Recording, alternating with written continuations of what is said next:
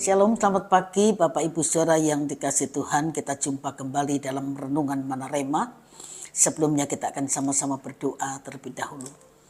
Bapak bersyukur buat kesempatan kami masih boleh mendengar kebenaran firman-Mu. Urapi hamba-Mu dan urapi semua yang mendengar kebenaran ini, supaya baik yang menyampaikan maupun yang mendengar sama-sama beroleh berkat dari kebenaran firman Tuhan. Dalam nama Tuhan Yesus kami sudah berdoa. Haleluya. Amin. Bapak Ibu Saudara sekalian, pagi ini kita akan sama-sama belajar sebuah kebenaran yang saya beri tema orang yang setia. Amsal 20 ayat yang ke-6. Amsal 20 ayat yang ke-6. Banyak orang menyebut diri baik hati, tetapi orang yang setia, siapakah menemukannya? Salomo berkata, lebih mudah menemukan orang yang baik daripada orang yang setia. Sebab ukuran setia itu sampai mati. Ya, ukuran setia bukan kalau untung maju terus, kalau rugi mundur teratur. Tidak, ya. Tidak dihitung juga dalam waktu 10-20 tahun, tapi ukuran kesetiaan itu sampai mati. Nah, kita akan melihat contoh dari 2 Samuel pasal 23 ayat 8 sampai 39. Bapak Ibu Saudara bisa baca, tapi saya akan baca ayat 10 dan ayat 12 saja.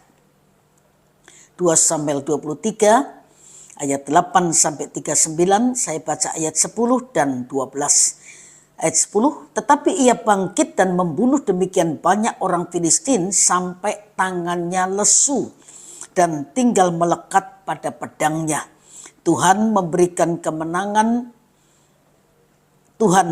pada hari itu kemenangan yang besar. Rakyat datang kembali mengikuti dia hanya untuk merampas. Ayat 12, maka berdirilah ia di tengah-tengah ladang itu. Ia dapat mempertahankannya dan memukul kalah orang Filistin. Demikianlah diberikan Tuhan kemenangan yang besar. Bapak Ibu Saudara sekalian, memang sangat menyenangkan bila kita bisa masuk dalam daftar atau bilangan orang-orang yang terkenal. Tetapi ayat yang kita baca hari ini mencatat daftar prajurit-prajurit yang gagah perkasa dan setia kepada Daud. Supaya jangan menganggap bahwa ini semua terjadi hanya berdasarkan kekuatan manusia, maka diingatkan bahwa kalau kita melihat dari perspektif manusia saja, tidak cukup untuk menjelaskan keberhasilan seseorang. Dalam 2 kisah yang diberikan, maka penulis menyatakan bahwa Tuhan memberikan pada hari itu kemenangan yang besar. Ayat 10 dan ayat 12. Tapi tidak berarti bahwa usaha manusia itu tidak diperhitungkan. Anugerah Allah tidak menghilangkan tanggung jawab manusia, dan Tuhan akan memberikan kemuliaan yang lebih bagi mereka yang telah melakukan lebih. Tidak heran daftar pahlawan terbagi dalam beberapa bagian. Yang pertama, yang paling dihormati adalah 3 pahlawan yang dikisahkan dalam ayat 8 sampai 12. Kemudian ada 30 pahlawan ayat 24 sampai 39 yang diwakili kepahlawanan mereka melalui kisah 3 pahlawan yang mengambil air dari sumur Bethlehem dengan menerobos perkemahan orang Filistin. Ayat 13 sampai 17. Juga ada catatan khusus untuk Abisai adik Yoab dan Benaya bin Yoyada yang merupakan pemimpin dari ke-30 pahlawan tersebut, walau tidak sampai menyamai triwira yang telah dikisahkan sebelumnya pada ayat 8 sampai 12. Adanya tingkatan-tingkatan dari para pahlawan itu menyadarkan kita bahwa keberhasilan kita merupakan anugerah Tuhan semata-mata. Tapi tidak berarti Tuhan tidak memperhitungkan hal itu sebagai hasil kerja kita. Maka marilah kita dengan giat melayani Tuhan, Karena kita tahu bahwa bila kita setia dalam perkara yang kecil, kita akan diberikan tanggung jawab dalam perkara yang besar. Matius 25 ayat 21 dan 23 berkata, maka kata tuannya itu kepadanya, baik sekali perbuatanmu itu, hai hambaku yang baik dan setia. Engkau telah setia pada perkara kecil, aku akan memberikan kepadamu tanggung jawab dalam perkara yang besar.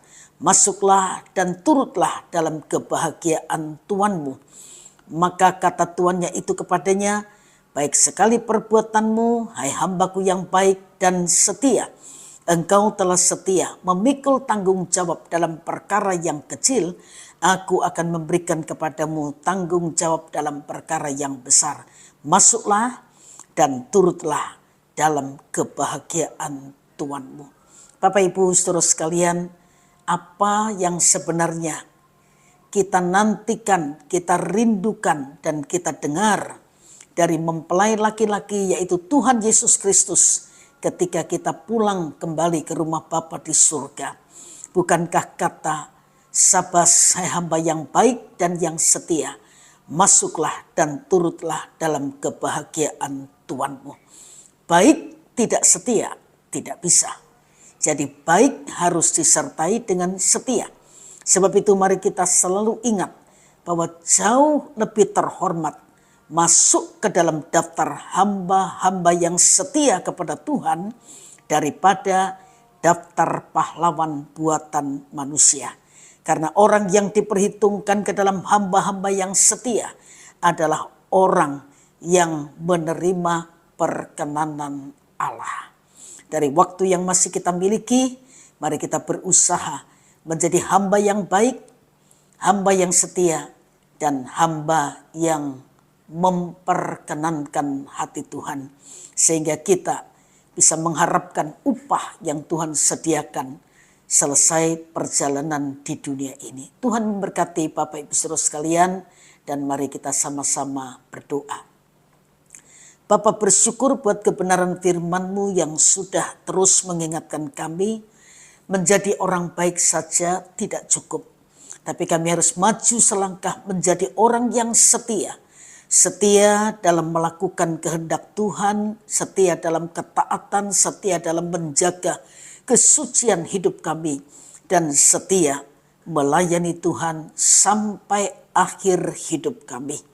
Meteraikan firman-Mu dan biar Roh-Mu yang kudus penolong itu memampukan kami untuk kami melakukan kebenaran firman-Mu, sehingga apa yang kami lakukan selama kami hidup di dunia ini tidak sia-sia.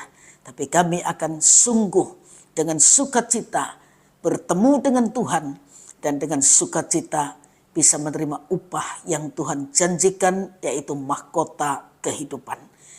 Hamba berdoa berkati semua yang sudah mendengar kebenaran ini, dan kalau sebentar kami melanjutkan aktivitas kami, apapun yang kami lakukan yang setuju dengan hati Tuhan, kami percaya Tuhan pasti memberkatinya.